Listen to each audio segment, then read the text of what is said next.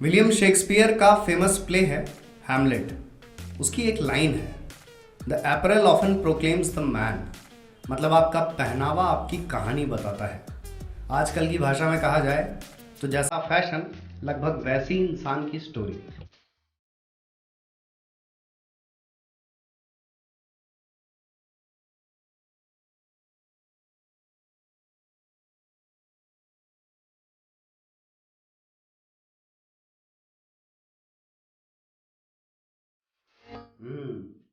ये था फैशन, पर क्या ये फैशन है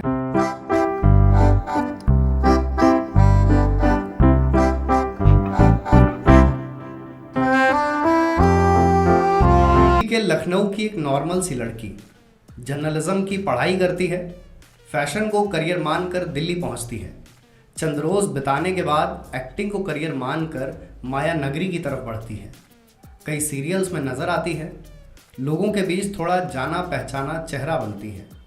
अचानक ये पैटर्न बदलता है और अब वो लड़की हर दूसरे तीसरे दिन हेडलाइंस में रहती है।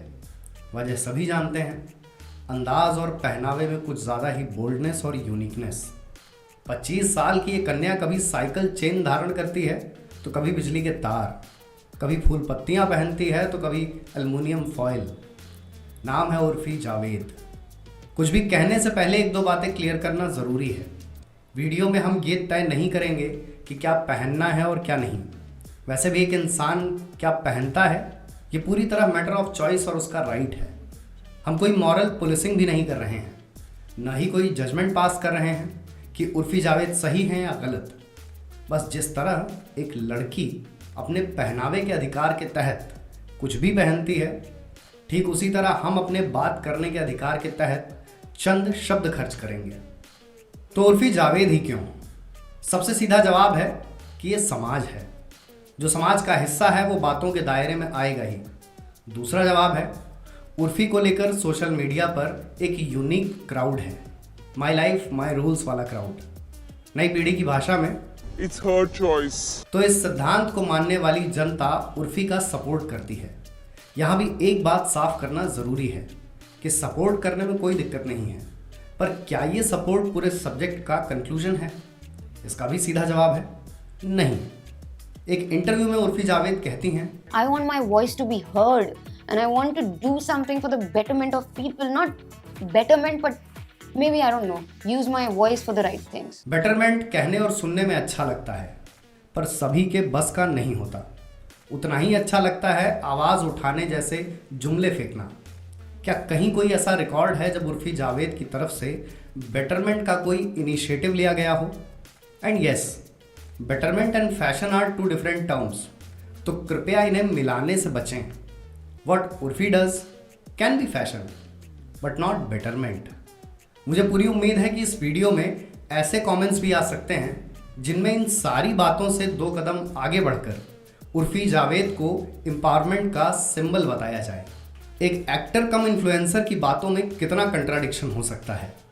एक तरफ उसके इंस्टाग्राम फोटोज़ के कैप्शन में लिखा है कि ये ड्रेस 5 मिनट में तैयार हो गई, दूसरी तरफ वो एक इंटरव्यू में कहती हैं अ लॉट, क्योंकि एक ही बार में ना ड्रेस बन के फिट नहीं होती है।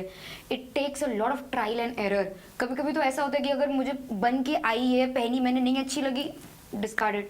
वैसे 5 मिनट में बनने वाली चीज़ों को 5 मिनट्स क्राफ्ट और मैगी भी कहते हैं। अगर इतनी बातों के बावजूद कोई संदेह रह गया हो तो just tell me one thing, sometimes I wonder कि इन पोशाकों को धारण करने के पश्चात एक मनुष्य आसन कैसे ग्रहण करता होगा। क्या यही फैशन है? और इस सवाल के साथ शुरू होता है पूरी बहस का सबसे अहम पहलू और वीडियो का ज्ञान वाला हिस्सा, उर्फी जावेद और फैशन। तो क्या उर्फी जावेद का फैशन सेंस असल मायनों में फैशन है?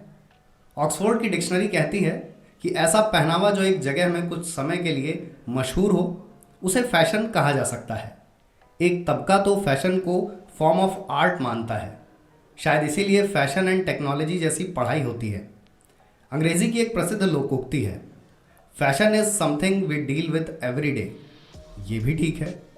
वीडियो की शुरुआत में कही गई हैमलेट की लाइंस का भी यही मतलब है कि आपका पहनावा नॉन वर्बल कम्युनिकेशन करता है। यूएसए के टेक्सास में एक यूनिवर्सिटी है, वहाँ की एक प्रोफेसर हैं मैरी लिन डैमहॉर्स्ट। वो कहती हैं fashion and dress is a systematic means of transmission of information about the wearer. अगर फैशन या पहनावा इतना ही नॉर्मल सब्जेक्ट होता तो पीएम मोदी का सूट और राहुल गांधी की टी शर्ट आज तक लोगों के लिए बहस का मुद्दा क्यों होता। ऐसे में कोई ये कहकर निकल जाए कि fashion is an endless popularity contest तो वो भी गलत नहीं है। इंटरनेशनल फैशन एडिटर सिंथिया डरकैनन ने भी फैशन को लेकर समझने लायक बात कही थी। उनके हिसाब से फैशन एक स्टेट ऑफ माइंड है, एक इंडिविजुअल का सेल्फ एक्सटेंशन है। ये कितना असर करता है उसे ऐसे समझिए कि Hollywood film man in black के बाद रेवैन ने रिकॉर्ड तोड़ सनग्लासेस बेचे। फ्रांस के किंग लुइस 16 ने लगभग 250 साल पहले ही कह दिया था fashion is a mirror. Crane नाम की एक किताब है, साल 2000 में छपी थी।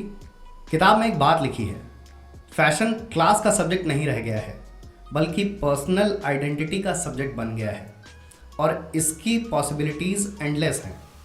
तो क्या उर्फी इनमें से किसी भी पैमाने पर खरी उतरती हैं? और फैशन जितना आइडेंटिटी का सब्जेक्ट है उतना ही ट्रेडिशन का भी। शायद इसीलिए जजेस रोब पहनते हैं और मिलिट्री वाले यूनिफॉर्म। फैशन को सलीके से कैरी करने वाला कुछ भी हो सकता है, कल्चरल आइकन या यूथ आइकन। अब खुद से पूछिए कि क्या इन्हें आइकन कहा जा सकता है? यहाँ एक और स्टैंड क्लियर करना ज़रूरी है, पूरे टॉपिक का फेमिनिज्म से कोई लेना देना नहीं है। ये फेमिनिज्म हो सकता है, ये और ये भी फेमिनिज्म हो सकता है, पर मुझे इस बात का पूरा संदेह है कि ये भी फेमिनिज्म है। बेशक उर्फी एक अच्छी इंसान हो सकती हैं, जितना स्क्रीन पर नज़र आता है उससे ऐसा भी लगता है कि उनका नेचर भी अच्छा होगा, लेकिन वो जो करती हैं उसे न तो खारिज किया जा सकता है और न ही नज़रअंदाज। जो समाज में है उस पर बात तो होगी, उससे होने वाले असर को भी टटोला जाएगा, जिस असर में कुछ पॉजिटिव नज़र नहीं आता, जिससे सोसाइटी में कोई वैल्यू एडिशन नहीं होता। यहाँ तक कि वो एंटरटेनमेंट इंडस्ट्री से हैं, लेकिन उनकी प्रेजेंस में एंटरटेनमेंट भी नहीं होता। तो होता क्या है? खुद सोचिए कि जो भी होता है क्या वो अच्छा है?